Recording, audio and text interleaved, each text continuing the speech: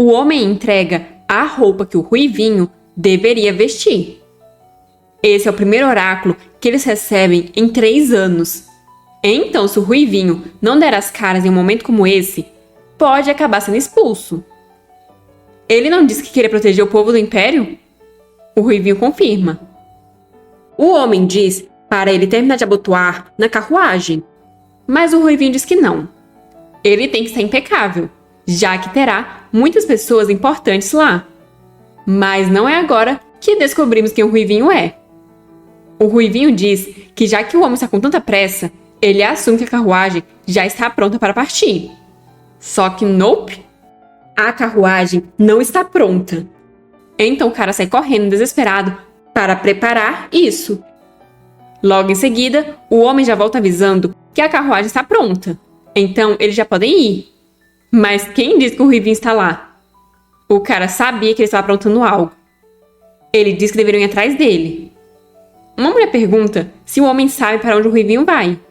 E o cara responde que é óbvio. Nisso, vemos a Medeia parada perto de uma árvore. De repente, ela ouve um barulho e se vira para ver quem é. Mas é só um esquilo. Não é hora de ficar de brincadeira. Ela supõe que ficou animada demais. Ela esteve presa por apenas 15 dias e agora se sente tão livre. Como seria ficar presa por 15 anos? Esse foi o tempo que a Psyche ficou presa. Quão azul o céu deve ter parecido para ela quando ela pisou no lado de fora pela primeira vez em sua vida. Enquanto isso, aqueles dois estão procurando o ruivinho pelas ruas, perguntando às pessoas, mas sem sucesso. Medeia, que estava passando por ali, fica atenta à situação. O homem diz que as pessoas não vão ganhar nada escondendo ele, apenas irão mimá-lo. Medeia percebeu que não estão atrás dela. Ela levou seu grampo de cabelo até uma casa de penhora. O atendente disse que só poderia dar 30 moedas de ouro por aquilo. Mas, pelo visto, isso foi após a Medeia negociar bastante, pois eles perguntam como alguém tão jovem é tão boa em negociar. Medeia então sai pensando que isso deve servir. A Psyche tinha um monte de joias, mas nunca teve nenhum dinheiro. Então Medeia irá usar as moedas que conseguiu vender nas joias para despesas. Para começar, Medeia foi até um bar. Ela chegou usando um chapéu e uma capa. Um cara se pergunta o que uma mulher está fazendo sozinha naquele lugar a essa hora. Esse não é o lugar para uma mulher, e ele acha isso muito estranho. Medeia se aproxima dele e pergunta se ele poderia servir uma mesa a ela, enquanto tira o chapéu. Só que, pelo visto, ela falou em outra língua, então ele acha que ela é de outro lugar. O lugar em questão é um ducado cercado pelo mar, muito conhecido pelo seu próspero comércio marinho, e também pelo seu povo de olhos verdes. Assim ele diz na mesma língua que ela falou, para ela o seguir. E assim vemos que Medeia mudou a cor do cabelo. Medeia não pode esconder os olhos verdes da Psyche, mas ainda pode enganá-los com uma peruca. O homem pergunta se ela está visitando o Império por causa do banquete. Medeia responde que é assim como todos que estão ali. Isso é uma chatice, mas talvez ela encontre um bom homem enquanto está ali. O homem diz ter certeza que muitos clientes fariam fila por ela. O homem serve para ela uma refeição, enquanto diz que pessoas de todo o Império os visitam, independente de seu status ou rank. Esse bar é um lugar onde todos os rumores do Império se juntam.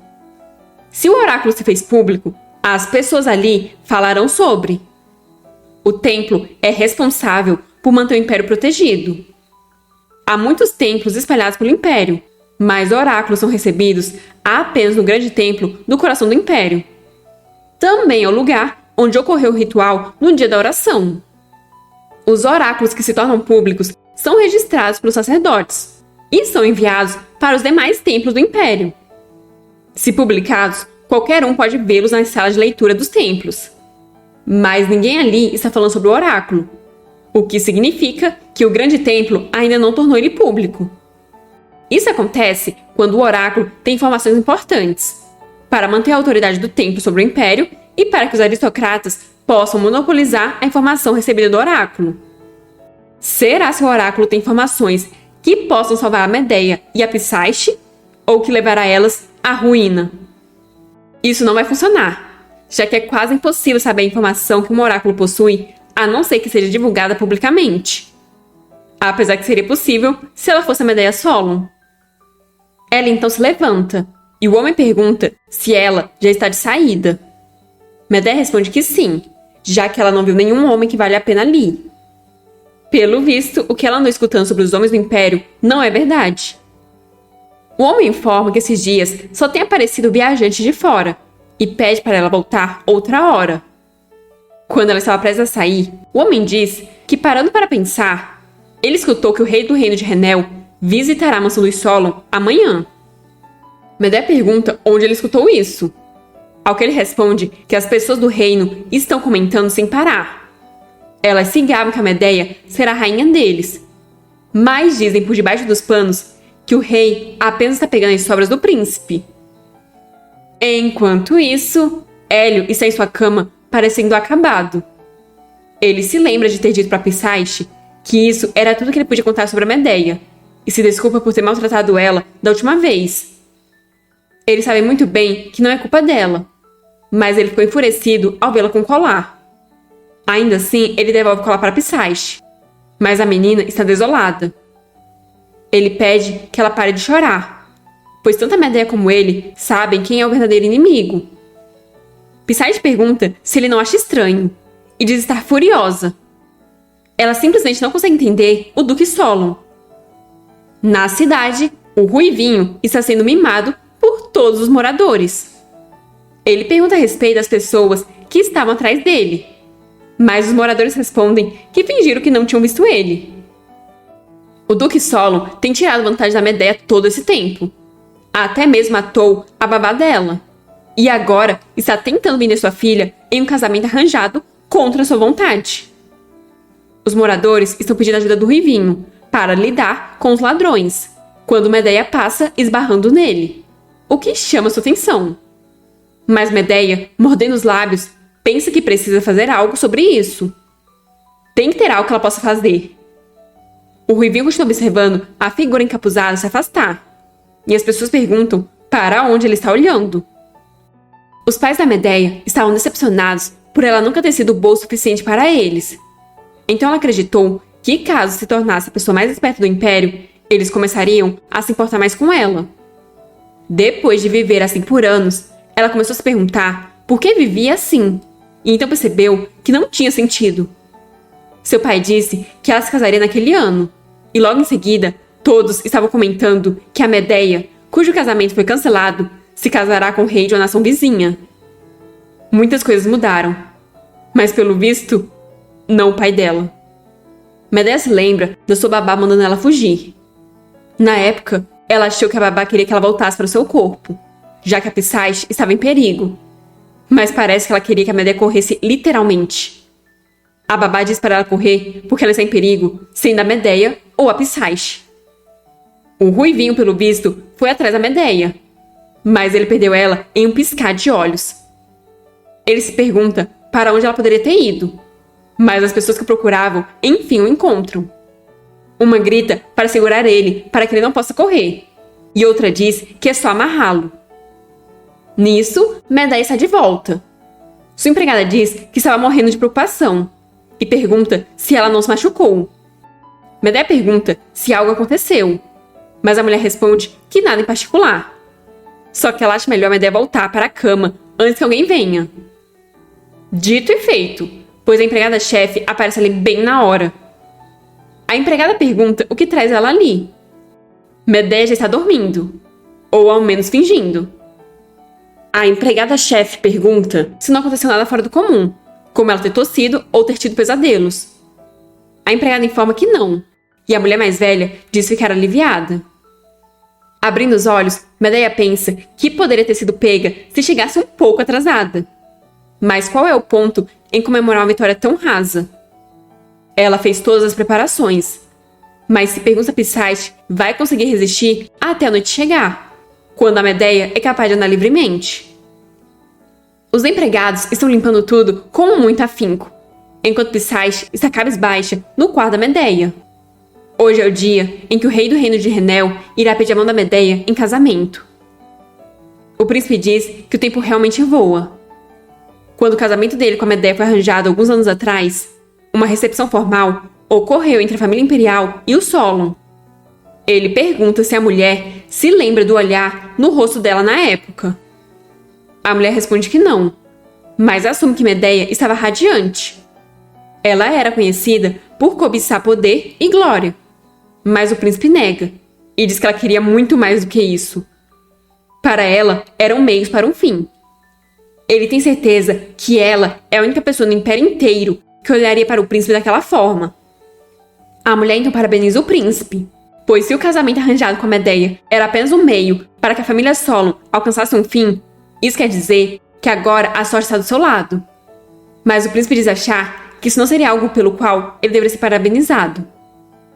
Enquanto isso, os servos estão trazendo os presentes enviados pelo reino de Renel. É tanta coisa que simplesmente não acaba. Alguém está perguntando se só tem que assinar ali.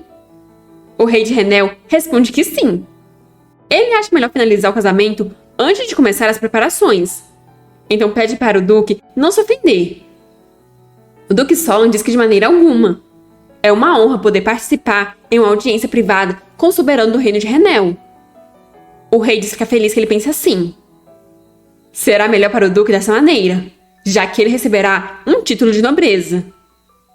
O duque está animado, pois finalmente acabou.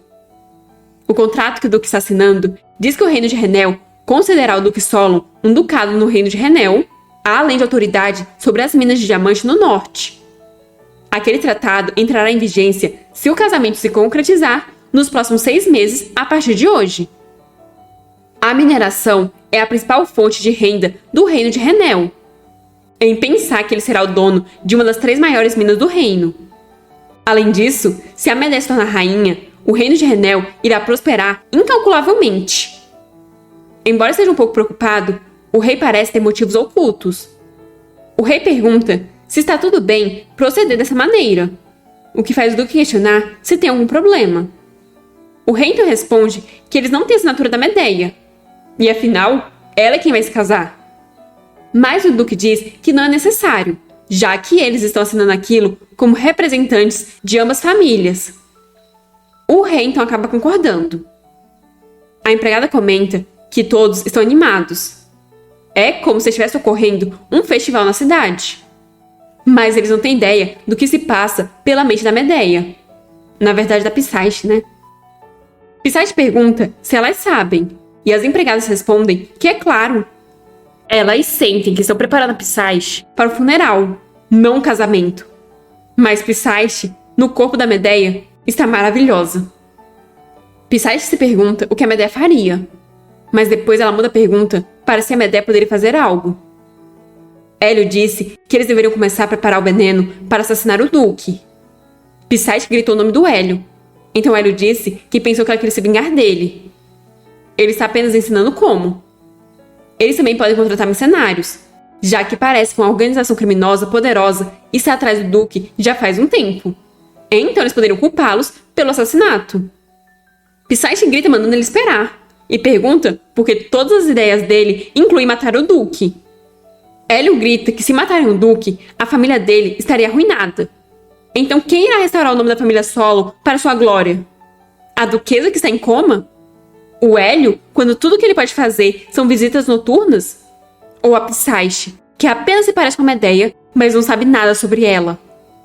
A Medea e o Hélio só observaram nas sombras, mas não porque acreditavam que não foram injustiçados. Eles perderam a oportunidade de dar um golpe porque esperaram demais, por puro desespero deles. Ele então questiona se a Pisaste tem alguma outra ideia para resolver essa situação. Eles estão sem ideias porque viveram desesperados assim por tempo demais.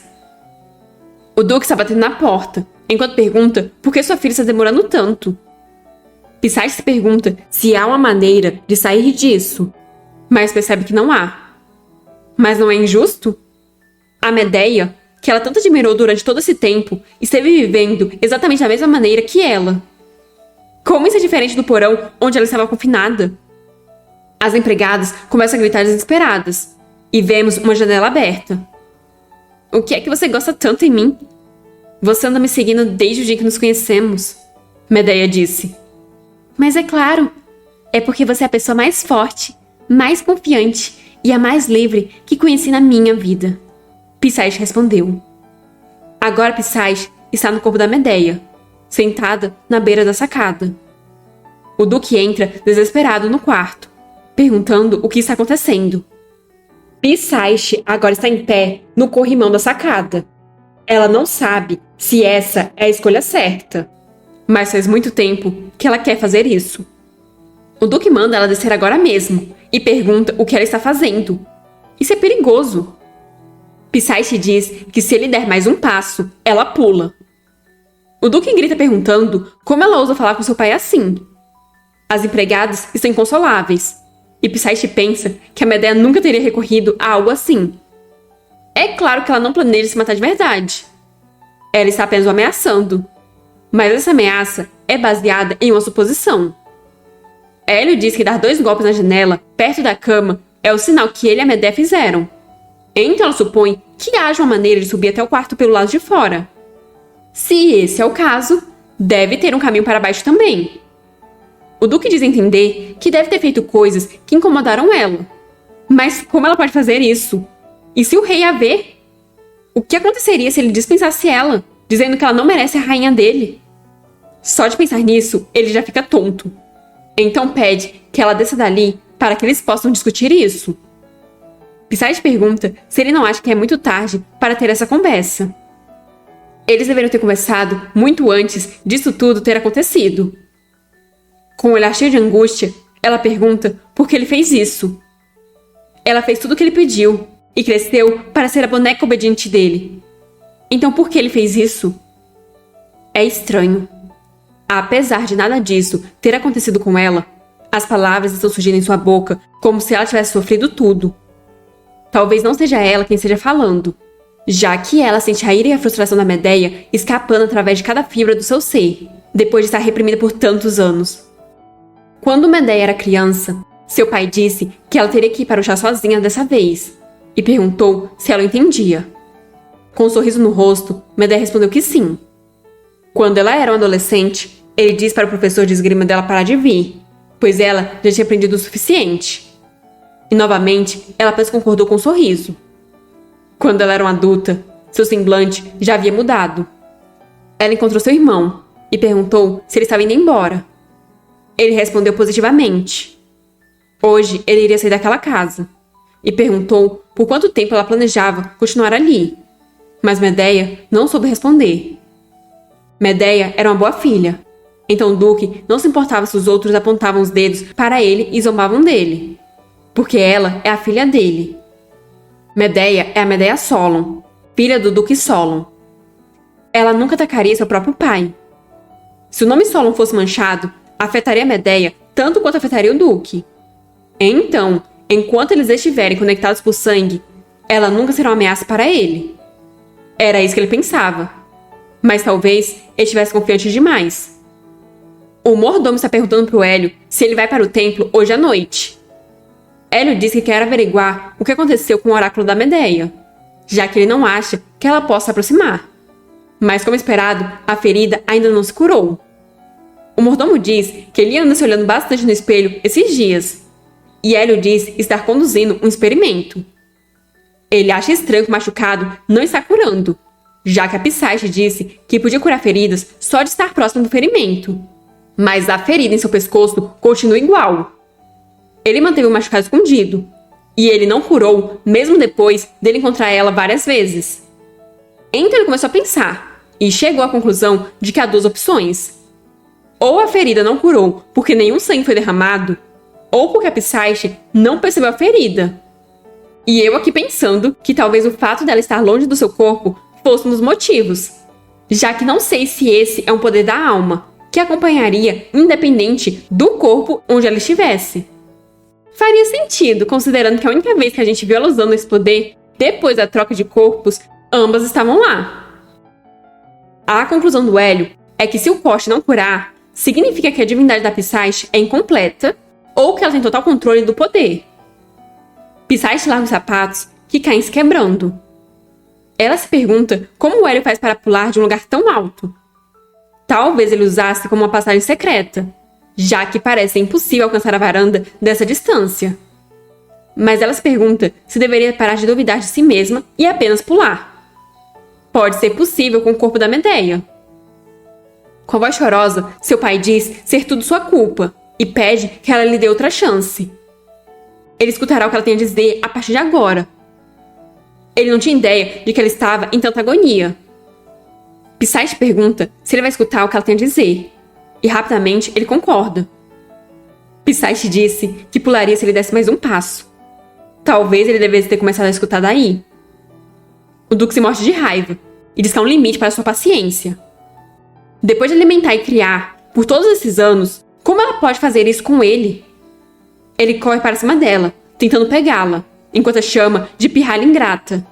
Mas ele não conseguiu pegá-la, pois ela pulou antes. Psyche está encantada, pois tudo parece mais brilhante. O céu, o sol e as folhas flutuando no vento. Tudo é tão lindo. Ela conseguiu alcançar. Mas de repente, algo como uma onda a atinge. Ela sente seus olhos ficando pesados e escorrega.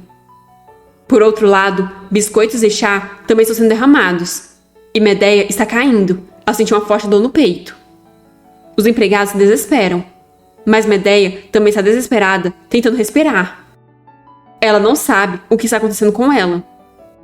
A empregada-chefe pergunta qual é o problema. Mas os outros empregados não sabem, já que a Medeia estava apenas bebendo chá. A empregada-chefe pergunta se checaram o chá. Mas a resposta é que não tinha traços de veneno no chá. Medeia pergunta por que a Psyche tem que ser tão fraca, e logo em seguida cai inconsciente no chão. Ela não consegue ver. É como se sua garganta estivesse pegando fogo. De repente, ela se vê em meio à grama, e finalmente consegue respirar. Olhando ao redor, ela se pergunta se está sonhando. Ela está em casa? Não foi imaginação da Psyche. Ela voltou para o seu corpo por um breve momento. Agora ela foge dos servos, sem saber por que eles não param de perseguir ela. Psyche não cai no chão, pois seu osso se quebrou com a queda. Mas ela não deveria usar sua divindade para se curar. Os servos não conseguem acreditar que ela esteja correndo nesse estado. E pior, eles não conseguem alcançá-la. Passando pela estufa, ela vê o rei de Renel. Só que ela não entende por que ele está sorrindo. Vemos alguém chorando debaixo das cobertas. Pelo visto, é a empregada Psyche, implorando que ela volte. No grande templo está o sacerdote que a Medeia encontrou no dia da oração. Ele pode falar o que o oráculo sabe e também ajudá-la a entrar em contato com Eli. Medeia está pronta.